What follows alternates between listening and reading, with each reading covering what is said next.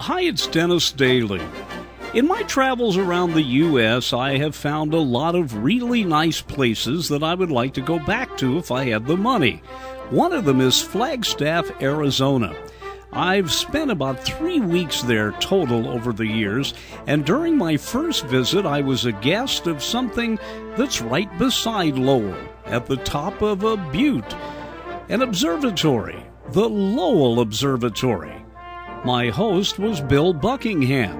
As we entered the observatory, the first thing you saw was Dr. Lowell's library. Lowell wanted his library to look a little bit different than everybody else's, so he designed it in a circular manner with a large hard dome above it, very similar at first glance to a planetarium dome.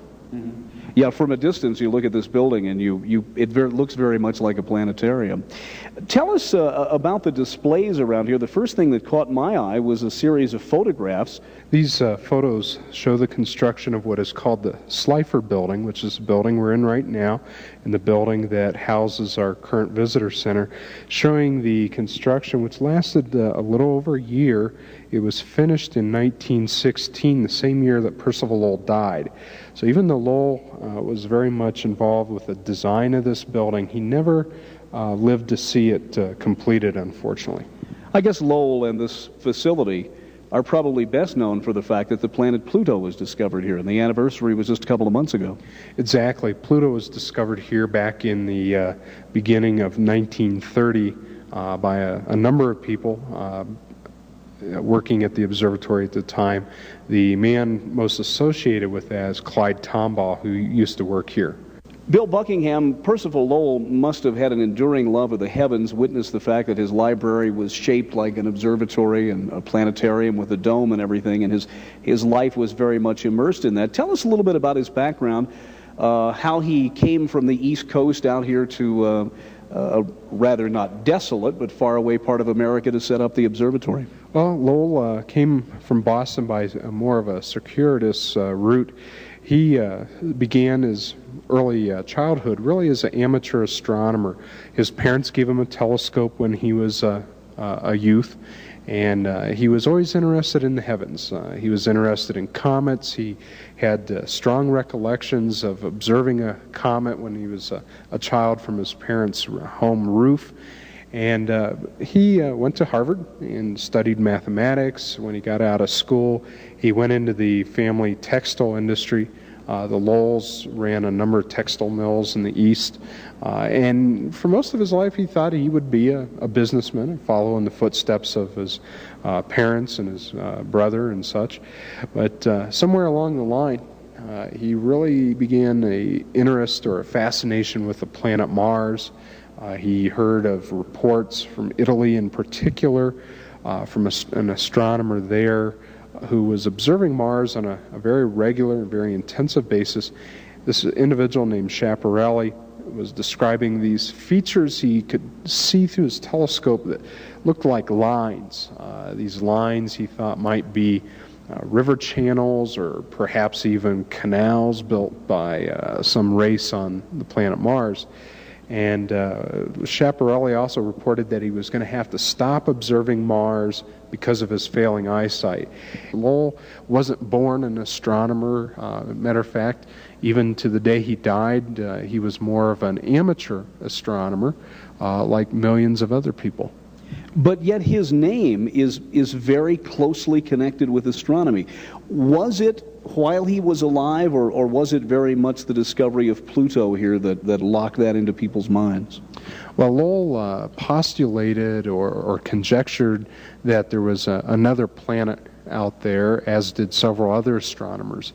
Lowell began a series of calculations based on observations of Uranus and Neptune to try to find where this ninth planet or this planet X might be in the sky.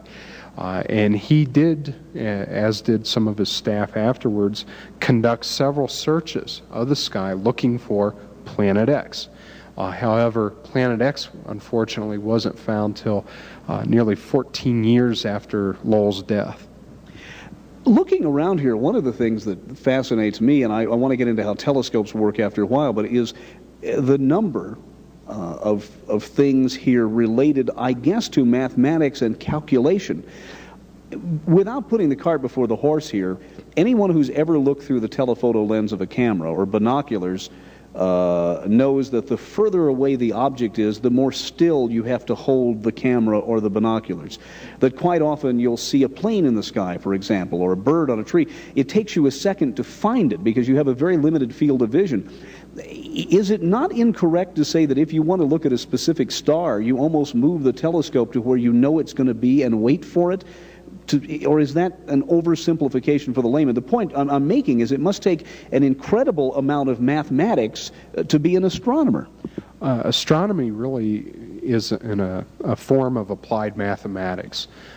Mathematics is really the way the universe works, and the better the understanding of mathematics and mathematical principles, the more likely you are to be a better or more productive astronomer. So astronomy is really founded on the science of mathematics, and in ancient Greece and Rome and such, Babylon and Egypt, the two sciences evolved together in ancient history. They were very closely tied together, and that continues today. And here in the Visitor Center we have a number of relics, old adding machines of various types, slide rules, and I was going to say there's an instrument over here that looks like about 10 or 15 slide rules wrapped around a cylinder. I can't begin to figure out what it did or even how to use it. Thatcher's calculating instrument was used both in the search for the planet Pluto and also for another study that really helped put Lowell Observatory on the map in the astronomical community, which was the observations of galaxies, sort of island universes, if you will, and their motions. One of the astronomers hired by Lowell, V.M. Slipher, was very interested in how these objects moved, and he was one of the first to observe the fact that most galaxies in the sky, most galaxies in the universe, seem to be flying away from us. So the first observations that led to the idea of the expanding universe and the Big Bang Theory were done right here at Lowell Observatory using that adding machine and some other devices as well. Well, you know, I wasn't aware of how many of the theories then that we take for granted today are a product of this century. Very much so. If you look at, let's say, mathematics in the or astronomy in the 1800s, so much of what we know today we didn't know then. Indeed, most of what we take for granted today we learned only in the past 50 years. Bill, let me get to a rather basic area of astronomy. You, I'm sure, deal with a lot of young people, a lot of young children who come here. It's a lovely location. You mentioned Lowell's fascination with Mars. This is called Mars Hill that we're on here. A beautiful location that overlooks Flagstaff, Arizona. What kind of comments do you get from children who've looked up at the night sky, and because of the ambient light, and I want to talk about that after a while, but because of the fact that really with the naked eye, especially in urban areas, you're very limited to what you can see. When you explain to them what's out there, or show them photographs, and let them in on this process of discovery, what kind of light bulbs go on? What kinds of comments do you get? It's wonderful to watch the faces of the kids as they're looking through a telescope here or just standing out on our front porch looking at the sky really for the first time. Many of our visitors come from large urban areas. Most of the school kids that visit here come from Phoenix. And some of these kids have never seen a good, dark, clear night sky. It's just amazing, the mouths that drop open, the eyes that light up, the oohs and ahs that they utter. You know, it's exactly what Jack Horkheimer said last week in a different situation at the planetarium in Miami, where he was saying that they recreate the night sky inside the dome, but first of all, they show you what it looks like with city lights. And then he said they take the city lights out, and there's these millions of dots, and you can hear the kind of sound. Same thing here, I guess. Very much so. For example, in the summer, many of our nighttime programs start just as the sun is going down. So we have our visitors indoors for a sky lecture and an introduction to the night sky. And by the time that wraps up, We take them out front on the way to the telescope. By then the sky is dark, and if it's clear, heads turn up as people are walking out our front door, and that's where you hear the oohs and the ahs. It's so funny that we know so little about the sky now. Jack and I did a show about a year ago in which he was talking about ancient man, or not too ancient man, who tied what he did to the moon. People went out and had meetings once a month because there was a full moon. You could get to town, you didn't have headlights on the old buggies, and very much of people's lives was tied to the night sky. It's just not that way anymore. No, we've really lost our connection that all of our ancestors had with the night sky. As you mentioned, people used to travel based on the phases of the moon. We used to have a very predominantly agricultural society, where we lived off of the land. People planted and harvested, did other farming activities based on which constellations were visible in the sky. Most people knew, to one degree or another, certain patterns in the sky and their cycles. And today, with the advent of indoor lighting, which is really the culprit in many ways, we've lost connection with that. And I think only now are people starting to rediscover what's been there all the time. You know, the mathematics we talked about before is so incredible. It always amazed me that they know exactly when there's going to be an eclipse, for example. I remember in the Carly Simon song, You're So Vain, she says, you flew your Learjet up to Nova Scotia to see the total eclipse of the sun. I happened to drive through that area the day before. It was back in the 70s, I guess. And I came up over a hill, and I saw a row of white stakes in the ground to my left, to the left and the right of the highway. And I realized it wasn't just a line, it was two parallel lines, almost looking as if it was defining where a railroad track was going to go. And I stopped, and there were some people there, and they said, oh, this is going to be the exact center of the totality of the total eclipse of the sun. The darkest part of the shadow is going to come right down this path. How they know that, I have no idea. It just fascinated me. Well, one of the things Lowell Observatory continues to specialize in is making those kind of predictions. When and where will various eclipses happen, lunar eclipses, solar eclipses, and of even more interest to astronomers today, lesser known eclipses of distant stars by the planets and by asteroids, even comets, small moving bodies in the solar system. These sort of eclipses, which we call occultations, are of immense interest to astronomers because if you happen to be on the right place, the right time on the Earth, watching, let's say, an asteroid blink out a distant star for a few seconds or a few minutes, you can learn the size of that asteroid, the shape of that asteroid, the speed of that asteroid. You have a reference and a comparison point. Exactly. You can learn all these things just by basically watching the shadow of that little object drift quickly across the surface of the Earth. We are at the historic but still very, very active Lowell Observatory in Flagstaff, Arizona, and our host here is Bill Buckingham. Bill has been showing us Percival Lowell's library, and now we have gone over to one of the areas where there is a telescope. Bill, you tell me that this is the one on which most of the important discoveries were made, although by today's standards it's rather small compared to some of the newer ones. Yeah, this is actually a fairly small telescope. We call it a 24-inch telescope. Now, as you can see, the cast iron tube here glittering in these lights is about 33 feet long, but it's only about 2 feet in diameter. Mm-hmm. And it's the diameter, not the length of a telescope, that really determines its power. And 24 inches by modern standards is actually quite small. However, it is the one that Lowell did many of his famous and controversial observations of Mars with. Slipher did his galaxy work with it. It's not the one used to discover Pluto. The Pluto telescope is actually nearly half the size of this one. Wow. So it's a good bit smaller. But this one was used after Pluto was photographed to track Pluto across the sky for a number of evenings to confirm that it really was a planet rather than another asteroid or comet or some other object.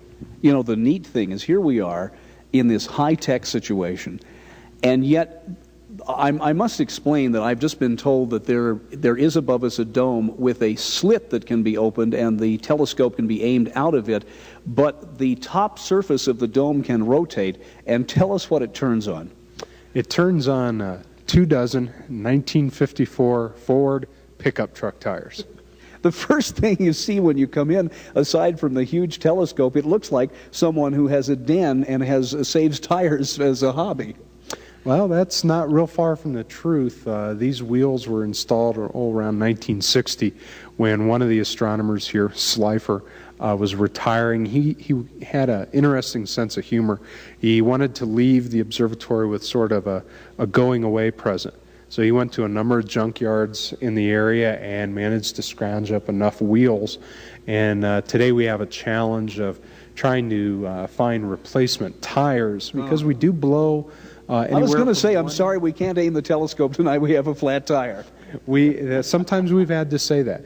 We blow anywhere from 1 to 3 tires a year. So periodically we have to get up alongside this wood dome and put a jack up, take the hubcap off, jack up the dome a few inches, remove the tire, put a new tire on, put the hubcaps back, and then we're back in business again.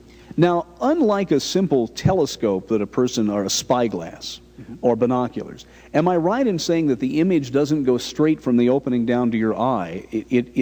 Does this one have it go back and forth through a series of... No, this is a straight, regular telescope. This is your stereotypical telescope. This is what everybody thinks of when they hear the word telescope. Light goes in one end, music goes around and around. No, it doesn't go round and round. It just comes out down at the bottom. Straight out. There's one big lens at the top and a set of smaller lenses at the base here. This telescope, by the way, is in just as good a shape today, 98 years later after it was built, as it was the first day it came online.